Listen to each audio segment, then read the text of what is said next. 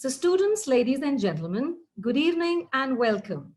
Asian Business School under the aegis of Asian Education Group is delighted to host an enthusiast who's highly passionate about brand building and also carries a dream of an India where employment would be 100%. He's none other than Sagar Daryani, our guest for the webinar today. Sagar Daryani serves as CEO and co-founder of Wow Momo Foods Private Limited. Having done his schooling from St. James School, Kolkata, and graduation from St. Xavier's, Kolkata, Sagar Daryani and his college friend, Binod Homagai, started Wow Momo immediately after the third year final exams at the age of 21 in 2008, with an initial investment of only 30,000 rupees. With a recent company valuation of over 450 crores and a journey from small kiosks in Kolkata to India's largest homegrown quick service restaurant chain today, Wow Momo is India's largest chain of momos, both in terms of volumes and turnovers, with over 200 outlets across 13 cities. Under his leadership, Wow Momo has earned many awards and accolades, including the National Entrepreneurship Award 2016 from Ministry of Skills Development and Entrepreneurship, Government of India, and the Images Most Admired Indian Origin Quick Service Restaurant Chain of the Year 2018. The brand under his leadership aspires to be the McDonald's of India and aims to become one of the world's fastest growing QSR chains. Mr. Sagar Daryani, on behalf of Asian Business School, I welcome you to this webinar. But before I give you the stage, I must tell you, your outrageously successful endeavor has inspired us to put across a business plan competition, the Young Asian Entrepreneurial Challenge 2020, for our management students, both existing and the prospective ones, who are here in this webinar, eagerly looking forward to some tips doled out to them straight from the horse's mouth, and also to emulate you to become the next Sagar Daryani from Asian Business School. The stage is yours now. Thank you so much, Supriya. Thank you so much to the Asian Business School, to the faculty, to the students for having me here. Hope all safe and wow. The current times are Corona times, tough times, but glad to be here, glad to be addressing to you all, and hope you all guys are keeping safe. Like I said, tough times, right? I believe in one thing in life, which I want to share before I start, and that is when times have been tough for me, in my last 11 years of 10 and a half years of journey as an entrepreneur. I began immediately after college. And when life has been tough, in my journey in the last 10 years, or even before that, or when life has been really, really good or really, really nice, there's an approach that I've always taken, and that is, when times are good, you should just run, you should sprint. When times are average, you should walk briskly, but walk. But when times are really, really bad, and you are totally bogged down, don't stop moving, keep crawling, but keep moving. I think that's one thing I've learned in life. So, अगर जिंदगी में कुछ करना है, मुश्किलें आएंगी, उनका सामना करना है, लड़ना है, आगे बढ़ना है, लेकिन मुश्किलों का सामना करके कुछ करना है, अपना ड्रीम, अपना जो भी विश है उसको हासिल करना है. So keep moving, always keep moving. When times are bad, crawl, but don't stop moving. That's one thing I've learned in life, and would wanted to just start off with that. Like I keep saying, whenever I have an August audience, or when I have forget August, I mean when I have a very young motivating audience, I keep saying that, मंजिलें हैं तो मुश्किलें हैं तो हौसला है तो विश्वास है, क्योंकि a fighter हमेशा जीतता है. So be that fighter, keep moving ahead. Beginning with that, I'd like to come to my story. So my friend Binod and me started off Wow Momo in 2008 with an investment of only rupees 30,000. That's $500. Now, how do you start a business with rupees 30,000? So in India, if you have to do a startup, you have to know how to do your jugaad. I think we knew how to do our jugaad. We did a shop and shop format where we did not have to bother about the flooring, the ceiling, did not have to bother about the electrical connection, did not have to bother about building a shop. The entire structure was made. We just had to come and place a kiosk inside Spencer's in Calcutta. I remember in those days, we did not have a permanent chef. I had a part-time chef who would come early in the morning and make momos in my home kitchen. Then we would wake up at 5:30 in the morning, take the bicycle, go and buy chicken, go and buy vegetables, and the momos would be made in my home kitchen. And that part-time chef, I remember I would pay him 3,000 rupees of salary a month. That same chef today, draws a five-figure salary. Draws his daughter goes to the best English medium school in Calcutta. He has a four-wheeler to himself. He has a house to himself. So when you make wealth, you need to share wealth. I think that's a learning that I've had, and that's what I would want to share with you guys. That you can't keep all the wealth to yourself. If you have to, whatever you are today is because of your team, because of your organization, and you need to share it with them. It is a team that builds a brand. So we started with rupees 30,000. I remember in those days, we never had money to even print leaflets. So I would cut one Momo into 4 parts and, take a tray and walk up to every customer walking into Spencer's, telling him or her that, hi, sir, hi, ma'am, we've opened a new food counter called Wow Momo. Please taste one piece of Momo and see. We believed in a product. We knew कि कोई हमारा Momo एक बार खाएगा, they'll become ours forever. And we did these samplings, and the customer would, sample one product and come and buy the entire plate. That's how we got going with our journey. I remember in those days, in Calcutta, we have shuttle auto rickshaws, right? We don't have meter auto rickshaws. So from my house in Jadavpur to go to my first store in Toliganj in Gashtala, we had to take 2 auto rickshaws. And, while going, the momos would be heavy. So I would carry momos in those bastas, in those rucksacks, me and Binod. While coming back at night, we would walk one way to save rupees 10, both Binod and me. So rupees 10, rupees 10, rupees 20 saved.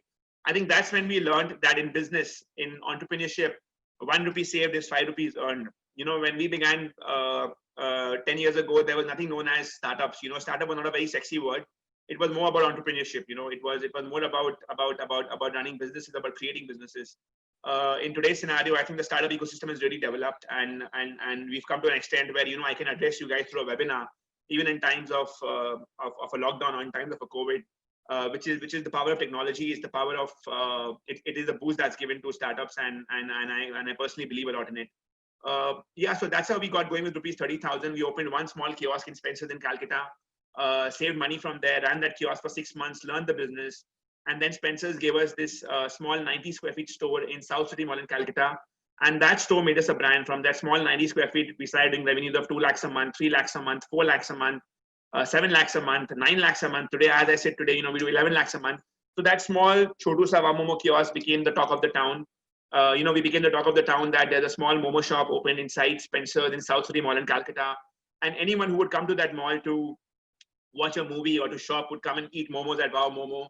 I would wear the Wow Momo t-shirt. I would serve every customer. And that's where I learned my art of business.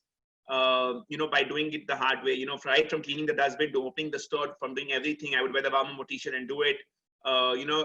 Keep staff under me, train them with regards to consumer interaction, with regards to upselling. That small store made us a brand. We save money from 2 stores, open 4, save money from 4, open 6, 6 to 8, 8 to 10. So bootstrap, plowed back profits. So right from the first store in 2008, 9, we opened in the next 6 years. By 2015, we had 43 stores, no debt funding, no equity funding. All the stores were through plowing back of profits. So we saved money and multiplied. We entered cities of Bangalore, Chennai, Cochin, Pune. So bootstrap, plowed back profits. It took us a good 6.5 years. We were approached by a few angel funds, but one thing I've learned in my journey as an entrepreneur is that to be very honest to yourself. I personally felt we were not funding ready when we were first approached in 2011 by the Indian Angel Network, and we told them a no. So, when I saw my first term sheet, I saw clauses like tag along clause, drag along clause. I got scared. I said, yaar, ye log mere business mein se le lenge. But I think that entire interaction with angel investors through an event called Tycon in Calcutta, where we had participated through a business plan competition, I think it opened up a full new window of angel funding for us. We got to know that, there is something on an angel funding that exists in India, because before that, my only belief system was that you need to, make profits. Save money and open stores, and you can at the max take a bank loan. I was not aware about angel funding, VC funding, PE funding, because in those times, it was the startup scenario was not that, the startup ecosystem was not that elaborate, right? We would hardly have any kind of business plan competition that would give you automatic funding. So I think that's when I realized about angel funding. But in 2011, when I was offered this term sheet, I said a no. And no with confidence. Both me and Binod, my co-founder, we felt we were not funding ready. We did not have a team behind us. Everything was micromanaged by both of us. We did not have a second line in place. And funding is like an ammunition. Once the money comes into your business, the investor expects you to grow with that business. and multiply, multipy 5x, 10x, but we were not capable or we were not ready for it. And we very boldly said no. And that's one thing I've learned as an entrepreneur, to say no with confidence. I mean, we should not succumb to pressure. I mean, getting a term sheet sounds very sexy. It sounds very exciting, but you should know as to when to do the right thing at the right time. And you should learn to say a yes or a no with confidence at the right time. So in 2011, when we got our first term sheet, we said no. We had no debt funding, no equity funding. We plowed back profits. We saw tough days. Literally would travel by auto rickshaw, would travel by buses, would travel by AC3 tires. And gradually, as the business grew, would take flights also, would take the cheapest flight in the morning, entered Bangalore, entered Pune, entered Chennai. And in 2015, we raised our first round of angel funding. We had 43 stores, 19-20 crore top line. And that's when we raised our first round of angel funding from the Indian Angel Network. We raised 10 crores at a 100 crore valuation. I was very lucky to have met my mentor, which is Sanjeev Bikhchandani, the owner of Naukri.com, the founder of Naukri.com. I met him at Tycon in Calcutta. We had a Wow Momo stall there doing sampling. And this was at Hyatt Regency in Calcutta. And people were not eating the lunch buffet at Hyatt, but they all wanted to eat momos. And, if your product is good, your product talks for himself. So I think Sanjeev saw the huge crowd outside Wow Momo stall, people eating momos. There was a panel discussion on stage. People mentioned our example. And that's how Sanjeev got to know about us. And then he called me to we exchanged visiting cards, and then he sent me a message and asked me to visit his room for dinner. And I think I had a 15-minute conversation with him, and those 15 minutes stretched to the next 2 or 3 hours. And I felt, in him, I saw a person who had been there, done that. And he suggested that, we should take funding. And I felt that, at that time, it was the right time to take funding, because we had managed to build a small second line in place. It was not all micromanaged. We had a couple of good people on whom we had transmitted our passion. And we just felt that, it was the right time to go for that funding. And we raised an angel round. It was India's largest angel round, with 10 crores coming in, 96 people participating. So right from Mr. Sunil Munjal of HeroCorp to Chris Gopalakrishnan of Infosys to Arvind Singhal of Technopack to Sanjeev Bikhchandani, I think they all backed us. And like I said, funding is like an ammunition. So with the funding money, we decided to enter the markets of Delhi NCR, because Delhi and Bombay were the most expensive real estate markets for us. So we wanted to use the funding like an expansion, like an ammunition. We entered Delhi markets in 2015. From 2015 to 2017, we really grew aggressively. From 43 stores, we got to 108 stores. By March of 2017, 31st March 2017, we got to 108 stores. We got to a top line of 49 crores. So from 19 crores, we jumped to 49 crores. We were selling momos all the way. And Wow Momo became the talk of the town, in not only in Calcutta, but also in Bangalore, also in Delhi NCR. We became a household name. And that is when we raised our Series A round of funding from Lighthouse Funds. They are one of the best angel investors in India. And they have backed companies like Fab India, like Kama Ayurveda, like Sera, like Bikaji, Nykaa now. And we raised funding from them, one of the best consumer funds in India. And again, using funding like an ammunition. Once we raised money from Lighthouse, we entered the Bombay markets, the most expensive real estate sector in India, opened stores in Bombay. And right from 2017 to 2019, in the next 2 years, we got to 244 stores from 108 stores. We got to a top line of 118 crores, 118 crores. And right from there till today, we are now at 345 stores across 16 cities. But the most satisfying thing for me is that we have a team of 2,700 people. So, every morning when I wake up, that kickoff, being able to employ 2,700 people gives me a lot of satisfaction. And I think people talk about profitability. People talk about top line sales. I think my goal is to take this 2,700 number of employees that we have been able to recruit to maybe 3,000 and 3,000 to 3 lakh someday. So I think chasing this number growth of recruiting people, building your team, it gives you a very different kind of a kick. And I think that's one of my proudest moments, that at the age of 32, I'm able to do that. And I have a kick-ass team behind me who's working day in, day out. Some people working harder than me to achieve as to where we are. I'm really, really proud of my team, and really upping our game, upping our tempo. Last September, we raised money from Tiger Global, one of the world's best global investors, at an 860 crore valuation. So Supriya, when you were introducing me, you mentioned the 450 crore valuation, but actually it was 860 last September. And today, as we stand during the lockdown, tough times. In my last 10.5 years of business, I have never seen losses. And in the month of April, for the first time, we saw a loss of 6 crores in our books. So from doing a 16 to 17 crore revenue in the month of February, we had a revenue of 2 crores in the month of April. Out of the 345 stores, only 50 stores were open only for delivery. So 1/7 of your stores were open. Business was at its 1/8. In the month of May, we've come back to a 4.5 crores. So we've come back to 1/5, 1/4 almost. And but still, only 83 stores operational. Majority of our stores are in malls. They're all shut. Stores in airports are all shut. Stores in railway stations are shut. Stores in multiplexes are shut. So metro stations are shut. So most of the stores are shut. They're in gated communities. A really tough time. But as a leader, it's very important to be transparent with your team. It's very important to give your team that security, that clarity. So we have taken one call that we will not do any job cuts. We've been profitable. We have cash reserves. We have the funding money. So we will pull through. So we were very outspoken to our team that we will not do any job cuts. However, we have done pay cuts for the month of April. We have done a 30% pay cut across the organization. So, everyone has to take the pain for the larger gain of the organization to enhance the business continuity plan. But that is where we are, tough times. But, tough times, adverse times calls for being diverse. It calls for being proactive. It calls for being resilient. So, we did a top line of 2 crores in April and there was hardly any business because for us, delivery business is not a very large business. It's around 25% of our total revenue. And that 25% is now the 100%. And out of that 100%, only 1/7 of your stores are operational. The rest are all shut. So what do you do? We realized one big gap. We realized that, when we were doing real-time food delivery through Swiggy and Zomato, we were being able to serve food to people in 35 to 45 minutes. However, we realized that, if you order essentials like eggs, bread, vegetables from a big basket or a Grofers, it takes literally 2 days. You have to book slots. So we came up with a new business idea, a new business line called Wow Momo Essentials, which basically delivers eggs, breads, milk, potatoes, onion, tomatoes, sanitary pads, condoms. So we created a new business line called Wow Momo Essentials, and we tied up with Swiggy and Zomato.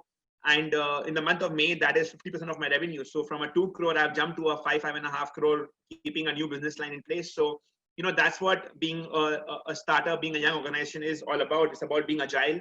It's about having that agility to do the things differently and to be innovative. And, post-COVID, post-lockdown, I think it's not going to be easy. I think the restaurant sector, the food sector is going to be one of the worst affected, with hashtag contactless, hashtag social distancing being the new norm. I think the food sector, which is one of the largest employers, generates the most amount of employment, is going to be very, very badly affected. You will see many of your favorite restaurants not opening up post-lockdown. Many of the restaurants have asked their employees to go on leave without pay. There'll be a lot of bloodbath. A lot of restaurants will not open up. So it's tough times, really, really tough times. And the government also has not really done much. There has been no financial package for the hospitality and food and beverage sector as of now. We continue to engage with the government. I'm a part of the National Restaurant Association of India. I head the Calcutta chapter. I'm a part of the managing committee. I've had conversations with the finance minister. I've had conversations with Nitin Gadkari ji. I've had conversations with Piyush Goyal ji a day before yesterday. But we've had open interaction meetings with them. But there is no resort or no help for the restaurants as of now. We have been very badly affected. So it's not going to be easy post-lockdown. I think our business models are going to change. I think for the first time in 11 years, I'm going to see losses for this year. But, we have to hold strong. We have to be resilient. We have to hope for the best. The economy cannot be in lockdown. I think the economy needs to come back to track. There are 2,500 million people in India who are your daily wage earners. These are your Uber drivers. These are your restaurant stewards. These are your housekeeping guys. These are your salesmen in retail stores.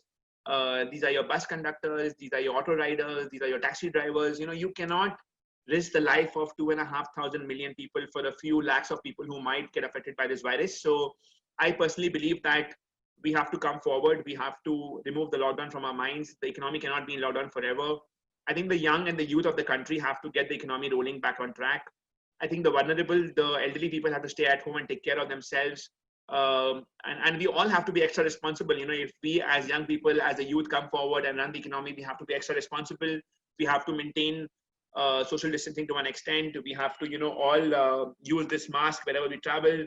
We have to try and be as productive as we can. And I think responsibility is on us. But the going ahead time does not seem to be very good. I think we all are going to realize. I mean, in our case, many of our restaurants doing 10 lakh revenue will start doing a 6-7 lakh revenue. Now, when I'm paying a 2 lakh rupee rental, at a 10 lakh revenue, it was viable. Maybe at a 6-7 lakh revenue, it will not be viable. So we might have to shut that store. We might have to renegotiate with the landlord.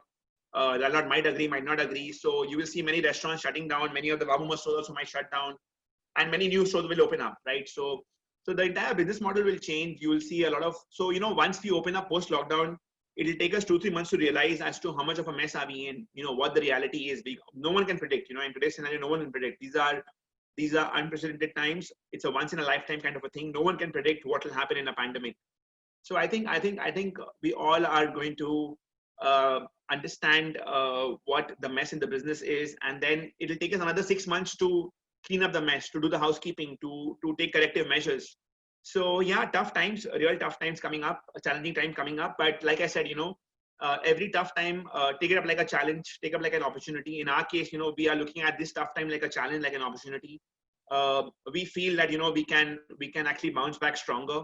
The Wow 2.0, the newer version, will be more agile, will be more tech savvy. You will be able to order your Wow Momo from WhatsApp going forward. We are working on the technology. We'll have a unique WhatsApp number for whole of India. You will see a lot of pre-order takeaway happening. I think people are talking about delivery business to thrive, but I think a lot of pre-order and takeaway will happen in India. We believe in what we see in India. We believe in being transparent. And I think you will see many live kitchens coming up. You will see a lot of people coming to the restaurant, picking up and doing a pre-order takeaway. So if you're in your office, you will place the order of a pickup, and you'll come and pick it up from a Momo store, and you will head home, or you will have it on the way. You will not see too many people spending time in the restaurant for some time to come, or even if they do, they will maintain social distancing. I think our industry is all about health, hygiene, happiness.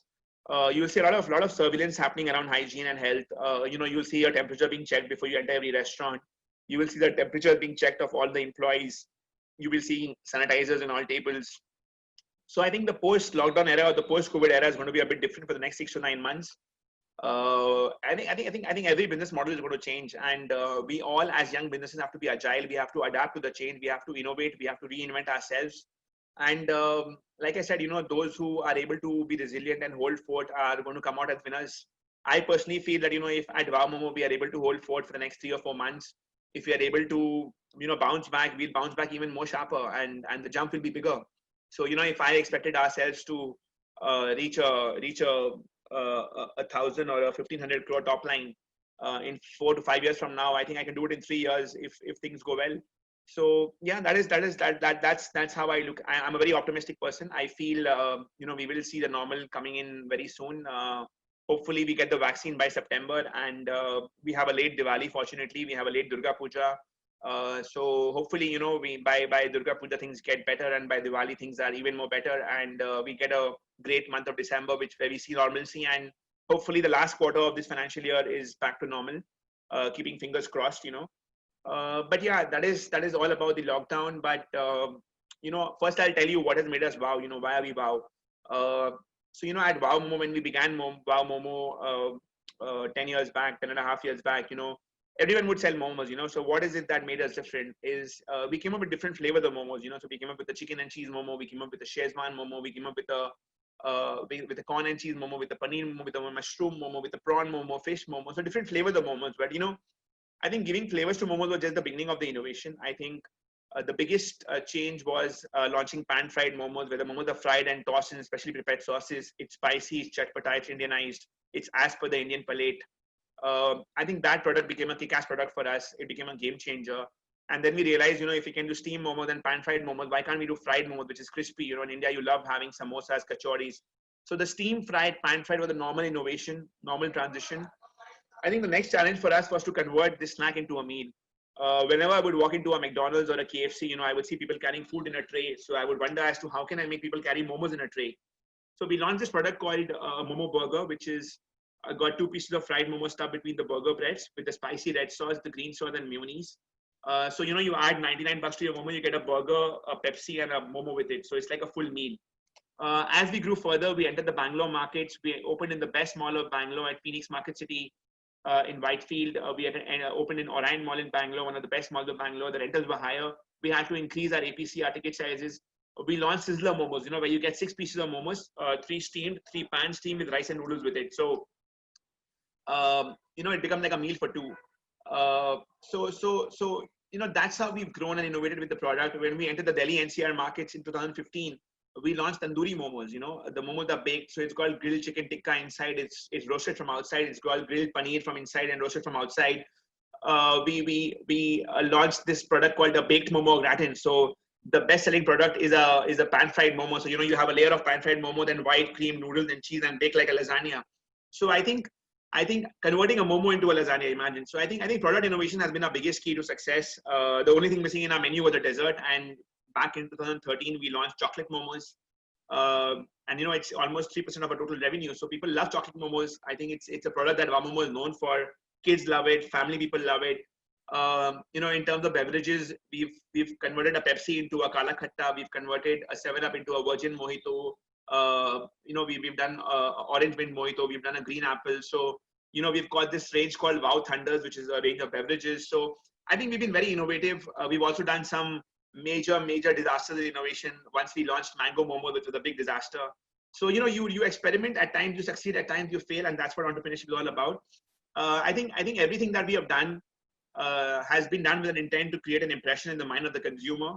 So right from the uniform that the staff wears, to the smile on the staff's face, to his training, to his style of talking, to the signages, to the brightly lit stores, I think everything, right from your packaging, everything has to create an impression in the mind of the consumer. So you'll see the bright yellow Wow Momo signage, you'll see the packaging.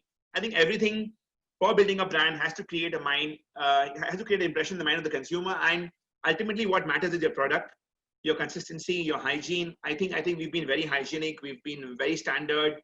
I personally believe we sell the best momos in the country. However, that is not our key element. Our key element is that we sell consistent momos. So the momos, whether you have it in Bangalore, you have it in Delhi, or you have it in Calcutta, the taste will be the same. Today, Domino's are not making the best pizzas in the world, but they make the most consistent pizzas in the world. They are trusted for their brand, for their hygiene. Today, post lockdown, once shops open up, the consumer will be more hygiene centric. Many people will not will not go to roadside vendors to eat. At the same time, today, if I have an option of ordering home a pizza, and if I have to choose from Domino's Pizza, or if I have to choose from Uncle Sam's Pizza, which is a cloud kitchen, I will any day go for a brand which is Domino's Pizza, because I can trust that brand. I know that brand will follow certain brand parameters. It's not easy to build a brand. It's very, very difficult to build a brand. Building a brand requires a lot of sacrifices. Building a brand requires a lot of investment. Building a brand requires compromising on your profitability to an extent. But building a brand also means winning loyal customers, and winning loyal customers will ensure that you have a profitable business. So yeah, that's our journey. That's my take. Happy to open up for questions to the audience, and would love to engage. I believe most of you are students. Wishing you all the best in your career ahead, and happy to exchange notes, take your questions and answer them. Yes, Sagar, that was a very interesting and a very slurpy and a yummy expression of your journey. And I'm sure we all enjoyed it. And there's a bag full of questions that is waiting for you. And students have been just all over themselves. Everybody is just agog, they just want to listen to you. So we've sorted out some questions, and certain questions will be personally asked of you. So we could begin with the question answer session. Yeah, please. The first one being that we live with a mindset of job seekers rather than job makers. You chose to be an entrepreneur, a job maker. What was that turning point of your life that made you decide this? I'll be very honest here. I was in third year of college.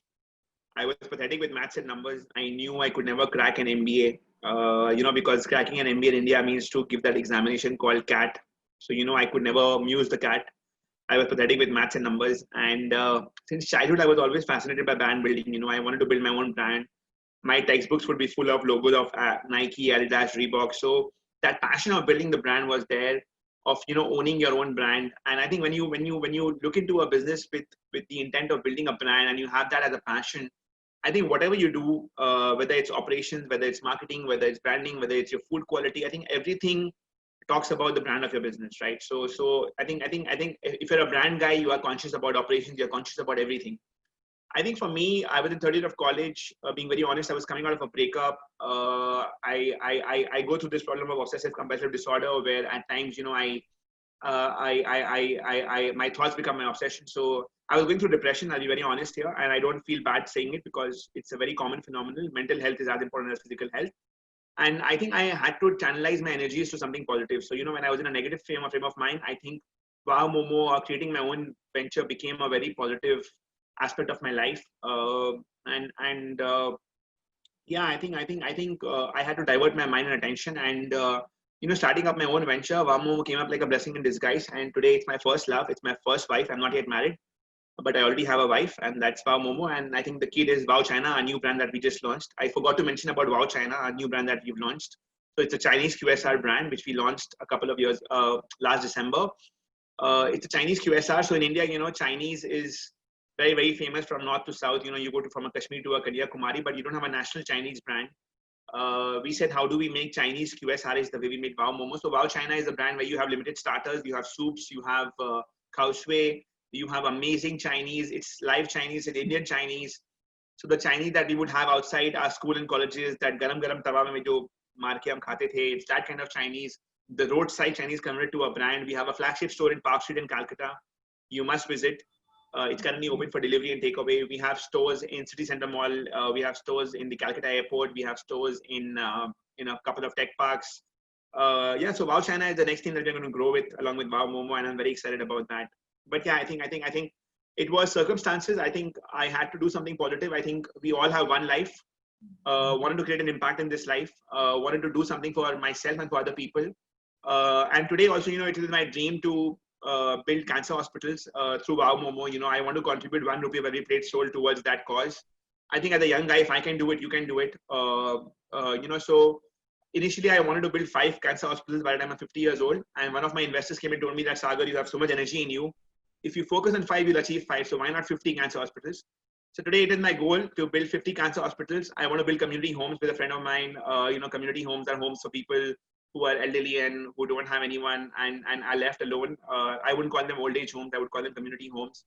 So I want to give back to the society. I hope I can do it. And if I can do it, if 10 people can follow me and, take me as a role model to do it, I think I'll go down to my grave as a satisfied man. So I think it's our duty as individuals to create an impact, to be the change we want to see. I think I want to be a change maker. And I would want everyone out there to be a change maker. Give it your best, take your best foot forward and go out there and prove yourself. Prove it to yourself. Don't do it for anyone else. Do it for yourself. If it makes you happy, if you're passionate about your work never seems like work. It seems like fun. Yeah. Okay. So this next question, Sagar, you have spoken about your journey, but then this guy is pretty insistent and he wants to know, how do you see your journey as the co-founder? How easy or difficult was it to make a market space? I think when we entered into Momos, there was no one else playing with Momos. So we said, how Domino's has played with pizzas, let's play with Momos. I think our innovation was the biggest strength. Innovation in terms of how we started from a shop and shop format to innovation in the product to innovation in everything that we have done till today. I think we have done simple things with style. We've not done any rocket science. It's a very simple product, a Momo. I think an idea everyone has. Having an idea is not important. The ideation, the execution is very important, and there is no replacement to hard work. Honestly, guys, I have worked very, very hard to be where I am today. Even till today, I continue working to 14 to 15 hours a day. There are times when I have worked for 20, 24 hours non-stop. There have been times when I have worked for 48 hours without sleeping. I have taken early morning flights and not slept the whole night, been in office till 2 a.m. and taking the 5 a.m. flight. And I continue doing it till today. Not good for health, but they say that your dreams should be so big that during the day they don't let you sleep, and at night you're so passionate about them that they don't let you sleep, right? So I think we are young right now, able to do it. This is the time to do it. I think the journey has been all about hard work. It's been about a lot of failures. It's been about a lot of successes. I think every success has been a motivation. Every failure has not been a deterrent. Every failure has also been a motivation. It's been a teacher. And I personally believe that if your intent is clean, if your karma is clean, I think doors will open up for you. And that's what has happened with us. I think God has been very kind. I think he's one of my co-founders in this business. I think he's always opened up the doors for me. And I am very, very grateful to God for giving me this team. I believe in destiny. I also believe in creating a destiny. So I think as a youngster, as an entrepreneur, you have to work towards creating a destiny. You cannot expect everything to happen. God help those who help themselves. I think there's no replacement to hard work. You have to be focused. You have to make a lot of sacrifices. When I was growing this brand, I would have my friends who would go on vacations. I would see my friends working on Saturday. I mean, having fun on Saturdays and Sundays. But when I began my journey for the first 4 or 5 years, I think, or for the first 8 or 9 years, I think I did not have a single Saturday or a Sunday. Because I think in the food business, you have more work to do on a Saturday or a Sunday. You have to make sacrifices. You have to learn to get the reward. Today I can afford to give myself a couple of Sundays or maybe 3 Sundays in a month, chutti once a week. There are times when I still have to work on Sundays. I have to work on holidays. I still have to work on 25th, 31st, 1st, and I enjoy it. But yeah, I think you have to get the right balance. I think my biggest strength have been my family, my friends. I think they've been a pillar of success. But the journey has not been easy. It's never easy. But you have to go out there. You have to perform. Be fearless. You will make mistakes. Only if you work will you make mistakes. Learn from those mistakes. Quickly adapt, innovate, and have originality in your thought. I've seen so many people trying to copy Wow Momo, create a brand which has the same color of yellow and red, the same products. There's no innovation. The consumer is not a fool anymore. I mean, in today's scenario, you cannot fool the consumer. I think everyone, the island of internet has opened up the doors to everyone. So be original, have your own version of doing things, and you will be successful. Sagar, you're pretty unique. I do not think that anybody has ever said that God has been a co-founder. What a beautiful way of, putting it across. So we have Harshal with us. Harshal? A very good evening, sir. I'm Harshal Saraugi from BCA2.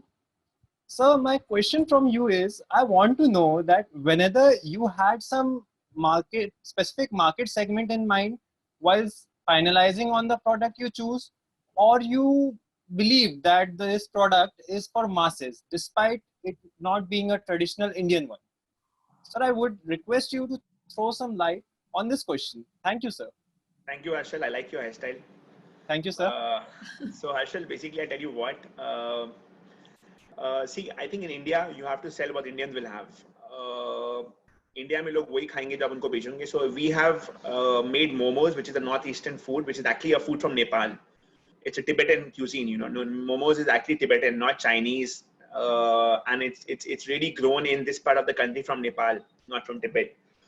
We have actually Indianized momos, and that's been our biggest strength. And I think in India you have to give Indians what they want. I think if I tried selling authentic momos to Chennai, to Cochin, to Bangalore, I don't think they would have adapted to it. So we had to Indianize momos. We have to make it the food of all time, and that's what we've done. So you told me about the masses. I think we've managed to build a very niche product for the masses. That's what we believe we have done by innovating. Today, our price point starts from rupees 49 and they go up to rupees 200, 250. So I think we have it for anyone and everyone. And post the lockdown, we are launching this product called the Moberg Munch, which is at 25 and 35 rupees. So we are catering to anyone and everyone. We have a very wide audience. I think we are very lucky to have a very vast TG. The target group is very, very large in the sense that kids love momos. So there was this momo lady in my school. I was in St. James' School in Calcutta, and her momos were brilliant. It was excellent. And, that gave me the confidence that good quality momos can sell, because I would buy one plate to eat and I would just get one piece to eat. My friend would snatch the rest, So I think we've been lucky that, kids love momos. A girl who wants to remain slim and trim would prefer having momos. It's steamed, it's healthy. So we call the fried and the pan-fried momos healthy food, and we call the steamed momos healthy food. And a corporate techie would get more varieties. It's a quick bite, it's a quick meal. In today's scenario, youngsters would prefer having a momo because it's a food on the go, on the move. Elderly granddad with his grandson in a mall would prefer having an idli or a momo because it's steamed. So it's got a vast TG, right? At the same time, it's the food for all times. Today we sell momos at 5 in the morning in the airports. It's steamed, it's edible. We sell momos for lunch, we sell momos for dinner, we sell momos for breakfast. So I think we've been lucky to be in that category where we made it the food for all times. And that's what really matters. It's about how well you can sweat your asset better. I think if we would have been a food brand selling only lunch and dinner, I don't think we would have been as successful as we have been by selling a snack and converting that snack into a meal. I think that's been our biggest advantage. Yeah. So we have Harsimran waiting in the wings. Harsimran, are you there?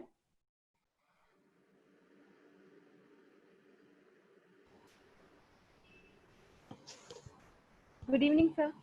Hi, good evening, Asim. Sir, I think you are a foodie. I really want to ask you what made you think of having a food item business and that to a specific one? I would like you to throw some light on this. Thank you. Thank you, Asim. I think it's very important to be focused. Today, Domino's is known for pizzas, right? When you think of pizza, you think of Domino's. When you think of fried chicken, you think of KFC. I think when you think of burgers, you think of a McDonald's or a Burger King. I think it's very important to be focused. Today, had Domino's tried selling biryanis and singaras and momos and pizzas, it would not have been the brand that it is. So I think the quick service restaurant business is not really a food business. It's a process driven business. You have to have processes in place because it's a cut copy paste model. You have to scale up really fast. It's ultimately quick service restaurant. It's fast food. So you have to give the most hygienic food in the most standard form and in the best, quickest possible manner. So I think it's very important to be focused. I'm glad that we've been focused. And that's why, our name is Wow Momo. It sticks to Momo. We have played with Momos. We have converted a steam Momo to a pan fry, to a sizzler, to an au gratin, to a chocolate Momo, to a Momo burger. But I think the core of the product has been Momo. I feel proud saying that we launched a Momo burger, a Moburg in 2011, and Domino's launched it in 2013. Momo pizza, a pizzeria Momo, a pizza burger. Similarly, we launched chocolate Momo in 2013, and Domino's launched a chocolate pizza in 2015. So I consider Domino's to be my role model brand, but we were the trendsetters there. So I think it's very important to be focused. I think focus really matters a lot. You cannot do too many things at the same time. If you have to build one brand, that brand has to have a focus, and the brand has to have a preamble around it. And you have to, play around that preamble. For us, the preamble was the product Momo, and that's why I think we've been successful, because we've been very focused. We've tried to give good quality products, wow quality products, and we've got amazing consumers like you people who have consumed us. I think you people are the ones who've made us a brand. अगर हमारे customers हमारे मोमोज नहीं खाएंगे तो हम कहाँ जाएंगे? So we owe it to you guys, to all our consumers, for loving us, for trying us, for giving us an opportunity. There have been times, out of 10 times, 9 times, we have been able to satisfy you. There have been times when, you haven't felt happy eating a Wow Momo, and you've come back to us and we've given you a fair hearing. So I think the consumers have stuck by us, and we hope that you continue to stick by us. You people are the ones who make us a brand. So, I always say that my consumers are my biggest brand celebrity, So whenever we open a new store, we don't invite a celebrity to launch the store. We make the ribbon cutting done by one of our customers, and that customer becomes our celebrity. Thank you, Simran. Okay, so Thank you, sir. that was really nice. Sagar, whom do you consider as your role model? So since childhood, I've been a very big cricket fan. I used to consider Sachin to be my role model. I could not be a good cricketer like him, but what I learned from him was diligent, was being passionate, was being hardworking. There's no replacement for hardworking. He took the burden of the country for 24 years, started playing at a very early age, and took a lot of pressure, was hardworking, was diligent. Not easy to play at that international level for 24 years, worked really hard. So I consider him to be my role model. I consider my parents to be my role model. I think they've seen really tough times to bring us up, but they've never given up on us, or they've never given up on life. My mother is my biggest strength. I literally breathe out of her, So yeah, I think that's about it. If you talk about entrepreneurship, no real one entrepreneur, but yeah, I do feel that Steve Jobs is someone who is known for his product, for innovation, and really admire him. And I think Elon Musk is doing a great job at the moment. So is our very own brands like Byju's and brands like Swiggy in India. So yeah, I really admire what they're doing. Okay, this is a very inquisitive question, which comes across as, like, what was the response of your family when you decided to become an entrepreneur? Being very honest, I think my mom and dad have been very supportive. They were very supportive of me taking up entrepreneurship. I was coming from a business family, a middle-class business family. My father had seen very, very high days in business. And then, he also saw tough days in business where a few of his partners cheated him. And, we literally came down to the roads, but he again bounced back. So he's been my biggest role model. He's someone who's taught me not to give up. I came from a middle-class business family. And, I was in a scenario in my life where I was not focused, I literally, my friend would come home and teach me at night, and that's when, we would feel hungry and we would make food. And that's when my co-founder, Vinod, he knew how to make momos. And, we struck an idea of opening a bakery chain. We struck an idea of opening a paratha chain, and ultimately we flowed on to momos. You have 10 ideas, you think about them and you choose one. But food was something we felt could become a brand, because food is something that goes by the word of mouth. You like it, you go and tell your friends, they go and tell their friends. But honestly, I personally feel that I was in a position where, I was not focused, as in, I was going through a distraction. I was under depression. I was mentally not focused on my career. I mean, I had to focus on my career, and my parents felt it was the right thing to do. They really supported me. Many of my dad's friends made fun of him, saying that, tera beta Momo bechega. But what I really like is that my parents never told me about it. They tell me now about it, but they were confident that, my son will make it big. Many of my dad's friends said that, why are you making him sell momos? He'll be a momo wala. Why don't you involve him in your own business? But, in our country, if a chai wala can become a prime minister, imagine where a momo wala can go. So I think I've answered them in my own hard work over the years, and with what effort my team has put in. Today, those same people, literally praise me, but there was a time when they would make fun of me. So I think God has given you 2 years. What you need to hear and restore in your mind, you should do that. What you need to hear and take off, just do that. Yeah, that's true. We have Vinay Singhal with his question.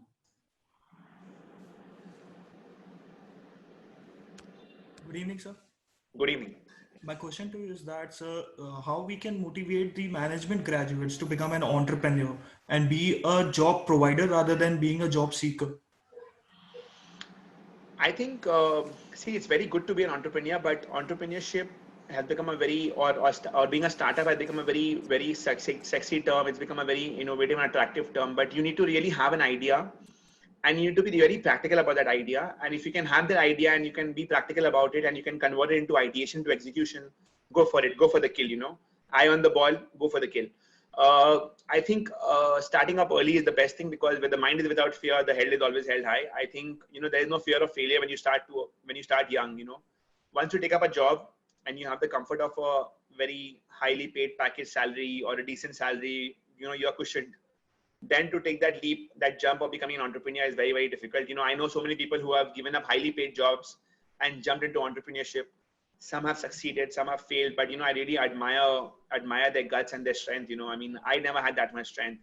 I think the reason that I was successful was because I had no fear of failure, because I started off in third year of college before my results were out. So I gave my third year exams of BCom honors college in St. Xavier's, and I started off before my results were out because I had no fear of failure. I was anyways going through a tough time in life, so there was no fear of failure. And I just felt that my parents have sponsored my education till now. They have taken care of me till now. If I fail, I can always go back and do a job. But if I don't grab the opportunity right now, I will always regret कि काश मैंने ये किया होता. So I think there was no fear of failure. At the same time, yes, there was fear. I would not say there was no fear, because I remember my first store in Spencer's, the minimum guarantee was 2,000 rupees, and in those days, 2,000 rupees was a lot for me. I was like, what if I cannot pay my rentals? But it did not happen. I think my first day sale was 2,000 rupees, and it just gave me that confidence that it can happen. I think when I began Wow Momo and the journey, I think modern retail had already evolved. I was not that evolved as much as modern retail had evolved. But once I got into the action, got my step into the game, I learned and realized, and I picked up things so fast. So I think if you have an idea and if it's practical, don't listen to what people say, listen to what your heart says. But yeah, be practical, be honest to yourself. If you feel you can do it and you can make it happen, just follow your passion, follow your dream, get into it. Once you jump into it, trust me, doors and windows will open up to you. For you, at times you have to create your own destiny. No matter what anyone says, if you feel you can do it, just go out there and do it. Trust you me. If you're hardworking, if you're honest in your work, God will open up doors for you. That's what one thing I've realized in life. It will happen on its own. Sagar, every entrepreneur faces financial challenges, and attracting an investor at the primary phase, especially. Is there any strategic way to attract investors? I think the investors look not only in the business, but they also look at how much character you have in yourself. So, for example, when I raised my Series A round of funding, we had just hit the market to raise funds, and this was 2016. Yeah, 2016 October we hit the market, end of October, and on the 7th of November, Narendra Modi declared demonetization, and many of the funds who were showing interest in us went on a long Christmas break. Now, during demonetization, we saw customers not coming to our stores. So, 1 week passed away and we saw no one is coming to our stores. What did we do differently? We said, if consumers don't come to our stores, we should walk to the consumers. So, we literally beside every store, we have some ATM outlets. Outside every ATM, there was a queue of thousands of people waiting to deposit cash. We sent water bottles to all our stores across the country from Calcutta. And we asked our teams to go out there and serve water to the people. So, once you're standing in a queue, you're thirsty, you're hungry. So we served water to them. Then we got them a menu. We took orders on the queue. We served them momos on the queue. We took payments by debit cards, credit cards. We swiped the GPR EDS machine. And the entire industry was down by 40%. In the month of November, we were down by 26%. So when the consumers don't come to you, you go to them. So as an entrepreneur, you have to convert every difficult adversity, every difficult challenge into an opportunity and an advantage. Like even now, the COVID times, I'm sure there'll be many entrepreneurs who will convert this into a challenge. I mean, today I am looking at converting this adverse time into a challenge, into an opportunity. So I think very, very important as to how you stand out to crisis. I think investors don't look at your business as to how they are today. They look at it how it will be in future once they put in the money, and they look into you and your team. So they look into what is the character of you and your team, and how bold are you to take strategic steps, how brave enough are you to take the strategic step, and they also look at meeting of mindsets. They also look at how focused you are. And trust me, if you're focused, you can resolve any problem in just a matter of time. A problem has to have a solution. It's just that it's a matter of time. So just taking it from there, Sagar, do you think the entrepreneurial ecosystem in India is actually conducive for startups, especially from the social point of view? I mean, what kind of support do startups in India need from the government for a smooth launch? I think the ecosystem now is very, very pro startup, to be honest. The Startup India, Stand Up India, which has been created by the Narendra Modi government, is very, very encouraging. In our time, we never had that. Today startups are also getting loans from the bank up to 2 crores. If you have a decently running business, you have proof of concept. The banks are giving you collateral-free loan up to 2 crores. I think I was one of the first guys back in 2015 when I had taken a loan of 50 lakh rupees. And that 50 lakh rupees of loan before my round of funding helped me to take up my valuation because I could expand faster. At that time, it was a cap of 1 crore. Now it's a cap of 2 crores. So this is, I think, under the PGDM scheme, you have a cap of 2 crores where you can get debts. I think if you're recognized as a startup in India, you have a lot of benefits. You don't have to pay income tax. I think we were profitable, so we had to pay a lot of tax. We got no tax benefits. Today, in today's scenario, you have a lot of compliance benefits. No inspector Raj can come and trouble you for a few years. So I think it's been quite. It's been helpful by the government, but a lot more can be done. There's no doubt about it. I think our country, with the kind of population that we have, our population is our biggest strength. I think we are a consumable country. Consumerism is our biggest strength. I think we can do so much. And with this COVID coming in, I think we can be the next replacement of China when it comes to manufacturing, when it comes to supplying and exporting to the world. I think the government has to move more fast. The government has to, really come upfront and really help entrepreneurs or help startups who have patents, and support them, back them, fund them. I think government funding through equity is missing. I think government needs to play a much more pivotal role in equity funding, because getting debt is not, no bank will give you debt when you don't have top lines. There are many good ideas, but they don't have funding to, get the execution done. I think the government needs to play a larger role in equity funding. At the same time, I think people at the government who are holding these offices for handling startups, for handling development, are not real entrepreneurs. I think you need to pass the baton to entrepreneurs who have been there, done that. If those guys can mentor these startups, if those guys can have the sanctioning authority to grant equity, to grant funding, I think the country would be in a better place. We have Bhavya with her question. Hi, good evening, sir. My name is Bhavya Prohit, and my question for you is, a startup needs a lot of patience, high confidence, and an ability to face failure. What kept you motivated throughout your journey, and what was the most difficult time you ever faced being an entrepreneur? So when you're an entrepreneur, when you're a startup, there are times when you are extremely upset, when things don't go as per your liking. And you come down at night and you are sleeping and you can't sleep, and you feel as if giving up, and then you have to hold on to yourself. And then there are times when you're so happy that you again can't sleep. So basically, like I said, your dreams should be so big that they don't allow you to sleep at night. But yeah, I think what I have learned is that we have seen tough days, but I think one key important factor towards most of the problem solving has been being patient and giving time. I think today you might feel like giving up. You might come to the verge of just not being able to push yourself anymore and like, maise nahi ho payega, I want to give up. But just hold on to yourself, give yourself a hug, go and hug a good friend or go and hug your parents. We all have loved ones, and just hold on for that moment. Don't take a rash decision. Give yourself time. I think giving time cools the mind down, and I think time has been one of the biggest solution providers for us. Whenever we have felt that things are not okay and we have panicked, we have just taken a deep breath. We have given it time. We say one horse at a time, one battle at a time. We have to live today to survive tomorrow. So we have always focused on the present, not really worried too much about the future. Not everything in every business is hunky-dory. Even in our business, we have so many struggles, so many obstacles, even now, during the coronavirus. But I think you have to live by the hour, by the day. You have to give yourself small targets and try and achieve those targets. If you want to make it big, you need to think small. You need to focus on the detail. So we're in the retail business, consumer business. So it's all about detail. Focus on the details, focus on small things, and add up those small things to make something big. Time is the biggest asset, and handling your stress is the biggest asset. How you can handle your stress, how you can handle yourself, how you cannot lose your cool, how you can show maturity to your team, how you can be brave in front of your team, no matter how weak you're from inside. Your legs and hand might be shaking out of nervousness. It happens to me also. But how can you hold forward and how can you be brave in front of your team is what matters. And be a leader. And I think being a leader is being about being the first one to come up and take the burden. So in good times you are praised. In bad times when you're criticized, don't go and hide behind a wall or don't go and hide behind your team. Come forward and face it. It's happened to me in the past. I'm sure it will happen in the future. So business is not about only successes. I've seen successes. I am very sure I'm going to see more failures and more successes.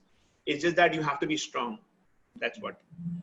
You can डर के आगे जीते.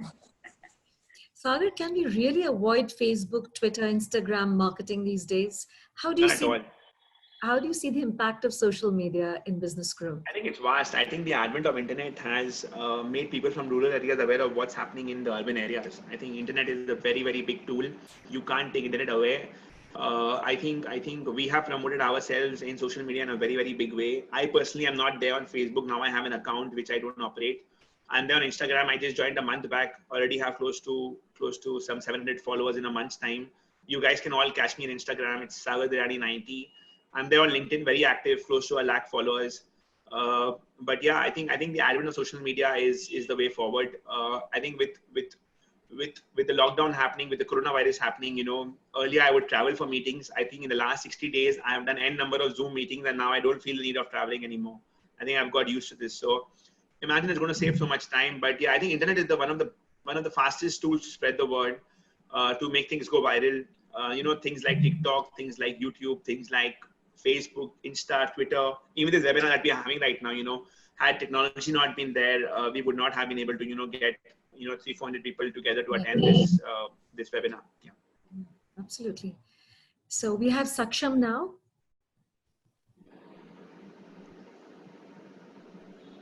Good evening, sir.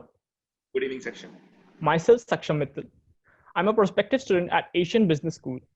My question to you is, how do your franchise improvise in nurturing not only your product standards, but all to get the experience quality of the customers at all your outlets? Because in my personal undergo, I oftenly had a differentiated experience whenever I'm at some quick service restaurant in my local town in comparison to some metropolitan city. Got it. So basically, firstly, we're not a franchising model.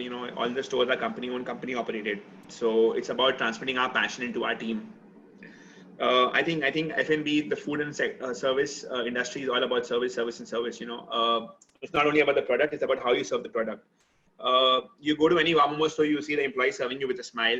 You do get good experiences. Majority of the time, there are times when you get bad experiences. I think what the consumer wants is a year. They want someone to listen to you, and that is where social media becomes a very, very big tool. So if you go to any Momo page, whether it's Facebook, whether it's Zomato, we reply to every consumer. So if any consumer appreciates us, we thank them. But if we get a negative complaint, we prioritize that complaint into category A, category B, category C. If the category A complain, we ensure that the city head, we call them city owners, they visit the consumer next day in their office or in their house. We go to that extent.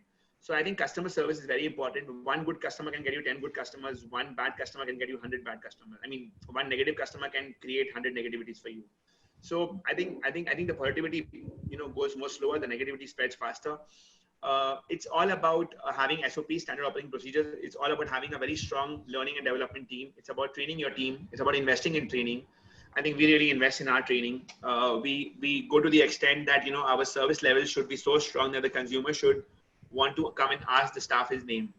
So till 1 year back, we did not have any name tags also for our employees. We would want the consumer to come and ask the staff, the customer his name. So if I am Sagar, the customer should come and ask me that what is your name, and I should be able to serve you so well. It's only now that we have name tags because we want everyone to have an identity and we want people to call them by their names, because it's about giving respect to everyone. Even in my organization, I really don't, it doesn't affect me whether people call me a sir or not, as long as they can call me Sagar, because my parents have given me a wonderful name and I'm proud of that name. So if you address me as Sagar, I'm more than happy.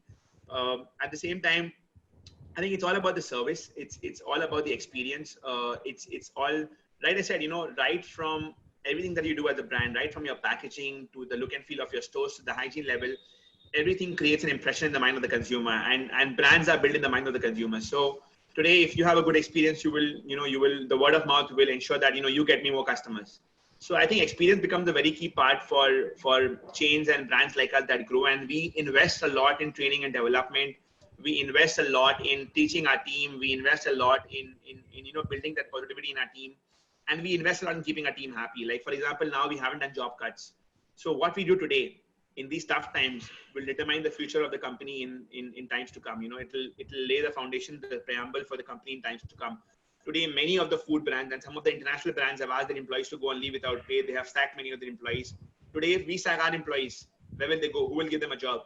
So we are fortunate, we are lucky that we don't have to take that drastic step right now. We have some reserves, some surplus. But had we not had reserves, we would have also been struggling, but we would have still done our best to ensure that the best that we can do. As a leader, it's very important to be transparent with your team. So, when you do well, you pay your team bonuses. When you do well, you pay your team incentives. So now when the time has come and it's all about ownership, the team has to take the ownership. So we've done a job, we've not done job cut, but we've done pay cuts where everyone takes a pay cut so that, we can enhance the business continuity plan. And I think that really matters a lot. Thanks a lot, sir. So Sagar, a very pertinent question is coming your way. How often do you eat your Wow Momos? Very often. Today I'm sitting in a Wow China restaurant. I have a Wow Momo beside me, but very, very often. I wouldn't say I eat every day because I don't remember to eat every day at times. But very, very often. I love trying my products. My favorite is the chicken and cheese Momo. My favorite is the pan-fried Momos, the Darjeeling Momos, which we've lately launched. I love the chocolate Momo. At times I have the craving of a Momo burger. So very often, most of my Momo eating happens during meetings also, when I'm with someone. But if you ask me how often do I crave for my Momos without having a meeting, so when the lockdown was on, I think in the first 40 days when I did not step out of home and I was working from home, I think I might have ordered some 6 to 7 times different products. And trust me, all those times it was a craving. It was not about because I didn't have to feed anyone else. I had to just feed myself, right? So once I craved of having a Momo burger, once I craved of having Darjeeling Momos, once I just craved of having pan-fried Momos, spicy pan-fried Momos. So I think it's been craving. And now there's a bit of a step brotherly treatment I'm giving to Wow Momo because I'm sitting in Wow China. So I'm loving the Chinese food also. So yeah, I think it's very important to love your product, like your product. You can't eat it every day. But I think for me, almost 4 days in a week, 5 days in a week, aram se ho jata hai. At least when I'm traveling so much, because, I mean, it's very important for me also to try it, but I don't do it for the sake of checking the taste. I do it more when I'm hungry and it's like a quick bite. I love other brands. I love Domino's. I'm a big fan of Domino's. I love Domino's pizzas. I love KFC grilled chicken. I love their popcorns. I love Burger King burgers. I love the biryani at Arsalan. I love the biryani at Zishan, at Mezban. I'm a big foodie. I love my doodh cola at Balwan Dhaba. I love my chai in the dhabas. I love my dhaba food. So yeah, I'm a big foodie. I eat everywhere. I eat out a lot, to be honest. You're making lots of people feel very hungry. Okay. So we have Kanupriya. She's ready with her question. Supriya, how much time more do we have? Because I have another We call at have- 5. Yeah, we have just about 2 more students and then we'll just wrap it up. Done. I have a call at 5:30. Yeah. Yeah, Kanupriya, please go ahead. Hi, good evening, sir. Good My evening. name is Kanupriya Sharma, and today my question for you is, what would be that one life-changing advice that you ever got? One life-changing advice. I haven't got any such life-changing advices. Yeah, I think I'll be honest here. Again, when I began Wow Momo, uh, I was, like I said, I was not focused in the sense that I was coming out of a breakup. I was depressed. I was sad. And one of my relatives, elderly relatives, told me, in Bengali, he told me, Sagar, kormo karo, kaam karo, karam karo. बाकी चीज के बारे में मत सोचो. और मेरे को लगा हाँ ये सही बोल रहे हैं यार, मैं अपना काम करता हूँ, मैं अगर सही करूंगा तो मेरे साथ लाइफ में सही होगा. And I started working hard. That advice really helped me a lot, to be honest. Thank you So so much, sir. Konopriya, kormo Yeah. koro. That's all I say. Thank you. We'll take the next question. Avinav? Hi, sir. Good evening. Avinav this side. Hi Abhinav. Yeah, sir, we all have heard to be positive and think positive, whether it's your personal life or professional life. While starting a business, everyone thinks of making profits and taking business to higher level. Now, my question to is, do you thought of any plan B or any alternative idea if this particular idea didn't work out as you expected? I think you always have to have a plan B and a plan C in place, in not only in business, in life, in every aspect. Now it's a different thing whether you think through that plan B or plan A, or you are forced to think through it. But there have been a lot of occasions when we have failed and failed quite badly. We have failed to raise funding at the valuation we wanted. We have failed to achieve sale numbers, targets. There have been months when we've been in losses. There have been months we've been in profits. So I think failure is a very important part and pertinent part of business, of any entrepreneurship journey. You have to have plan B, plan C. Like I said, during coronavirus, we hardly had sale numbers. Most of the stores were shut. So we did a WAM essential. It was a plan B. And now plan C is collaborative growth. So, next week in the news, you'll hear some big news about Momo collaborating with another bigger brand. So a lot of collaborations coming the way, newer ways of learning, of reinventing yourself. So I think you always have to have that plan B and plan C. It might not be defined, but in life, I think you will always have to find a way out. And when you don't get the way out, keep thinking. Don't force yourself to do things, but try and be patient. Like I said, time is a very key factor in being patient. At times you have cut short times. You have to do things in that short period of time. At times you can buy more time. So yeah, I mean, depending on the situation, when you can buy more time, think it through. Like I said, learn to say a yes or a no with confidence. That's very, very important, both in personal and professional life. I think Rishabh. Thank you, sir. Thank you, Abhinav. Hi, sir. Very good evening. Rishabh this side. Hi, Rishabh. Yes, sir. I wanted to ask you that, sir, how have you been dealing with the loss of business during COVID-19 lockdown? How I've been dealing? I have been very, very worried, but I have been dealing by thinking about creating a Wow 2.0 when I can bounce back stronger. If I only worry, then I can't solve my problems. So a lot of things that we have done, like I said, created a new business line, trying to use the asset better, trying to use our employees better, looking at collaborative growth going forward, looking at changing the business model.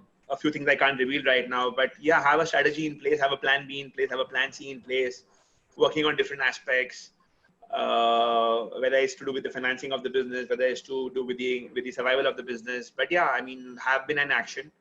Have not been sitting. Especially the last 15 days have been super action. I think I've started working out of office and out of our outlets in the last 15 days. Firstly, I have told my mind that the lockdown is over. Told myself, because if I don't tell myself and I don't tell my mind, I can't tell my team. And even during lockdown, I think we all worked from home. We had major Zoom calls, Zoom sessions. But yeah, in my mind, now is the time for action. And young businesses like us have to bounce back and have to be trendsetters. And I think it's time for the youth of the country, the young people, to come forward and get the economy back on track, because the post-COVID era will not be an easy era. I think we all are going to see a lot of economic losses the next couple of years. It's going to take a lot of time for the economy to come back on track, and we have to all be patient. We have to all contribute. We can't have high expectations in terms of salary, in terms of sales, in terms of numbers. We have to be more realistic. So although this COVID might take us back by a few years, I think we'll all bounce back stronger. And I think India will be the fastest country to bounce back because majority of our population have taken up the standard of living, live hand to mouth. Even someone like me has to work every day to pay my home EMI. So I think we all will bounce back and we shall overcome very, very soon.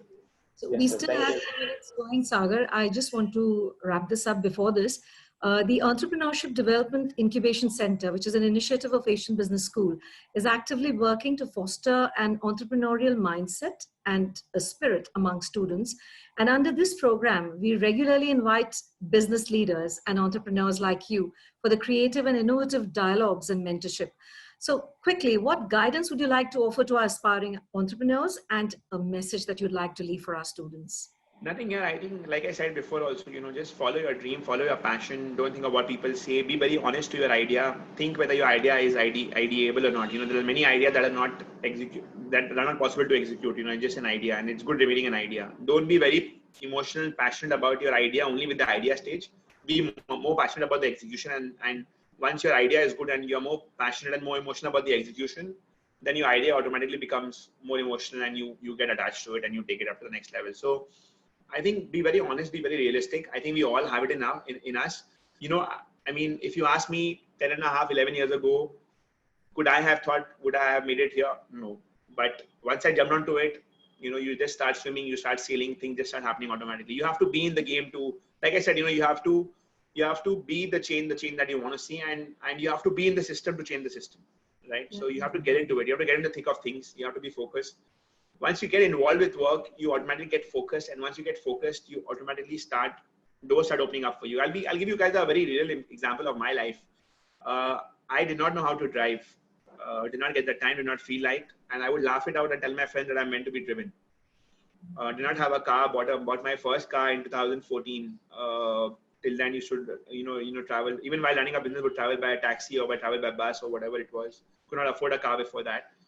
In this quarantine, in the last 21 days, I have learned how to drive. And in the last 7 days, I have driven alone to office to work.